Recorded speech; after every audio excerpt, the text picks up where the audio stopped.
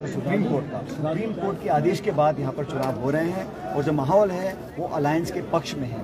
कितनी कोई कोशिश कर ले, जो लोग पर्दे के पीछे से सियासत करना चाहते हैं, वोट काटने की कोशिश कर रहे हैं, लेकिन मुझे लगता है कि यहाँ पर जो हमारे अलायंस है कांग्रेस पार्टी और नेशनल कांग्रेस का, वो अलायंस जीत कर जाएगा। सरकार हम लोग बनाएंगे और अच्छे बहुमत से बनाएंगे। और हर क्षेत्र में आज नौजवान उम्मीद के साथ कांग्रेस और हमारे अलायंस को देख रहा है और मुझे लगता है कि जो मुद्दे हैं लोग उन पर वोट डालेंगे।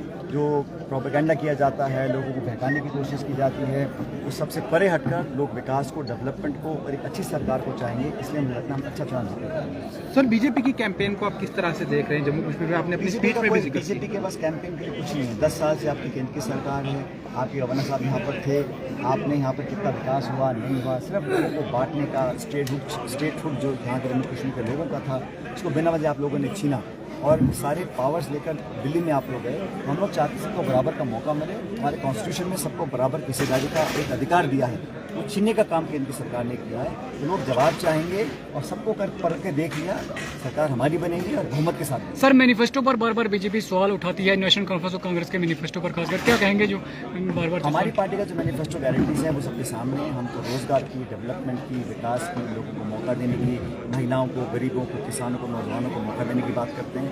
हर पार्टी का अलग अलग एजेंडा है, लेकिन हमारा जो अलायंस है यहाँ पे एक सरकार बनाने का है, ताकि जो लोग महरूम रहे हैं इतने सालों से सरकार के बिना, यहाँ पर लोग काम नहीं कर पाए, परेशानी का बहुत लोगों ने सामना किया, उसको खत्म करने के लिए सरकार हम लोग बना रहे हैं। और जैसे इंडिया अलायंस ने मजबूत चुनौती दी थी पूरे देश भर में, ऐसे यहाँ पर कांग्रेस और इनका जो अलायंस है यहाँ पर सरकार। सर, पहाड़ियों को क्या मैसेज देगा? ये जो मसला है लोगों को बांटने का, ये कामयाब नहीं होगा।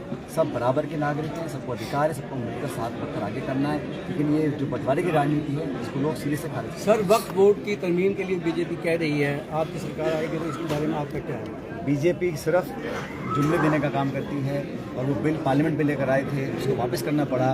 तो अनेक ऐसे बिल्स हैं जो लोकसभा में वो अब अपने जिस तरह से वो ज़बरदस्ती पास किया करते थे वो अब नहीं कर पाएंगे, क्योंकि राहुल गांधी के नेतृत्व में, राहुल गांधी की लीडरशिप में पार्लियामेंट के अंदर अब उनको जवाब देना पड़ रहा है।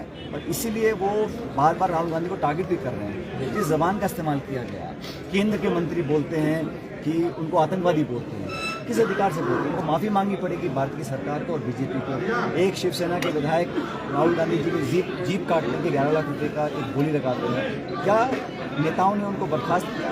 उनके खिलाफ FIR हम लोग कर रहे हैं, कानूनी कार्रवाई करेंगे। उनके नेताओं की जिम्मेदारी बनती है इस प्रकार की भाषा का प्रयोग कर इस देश की राजनीति को कहाँ ले जाना चाहते हैं। उनको माफ़ी मांगनी पड़ेगी जनता से। सर, इंडिया अलायंस का एक हिस्सा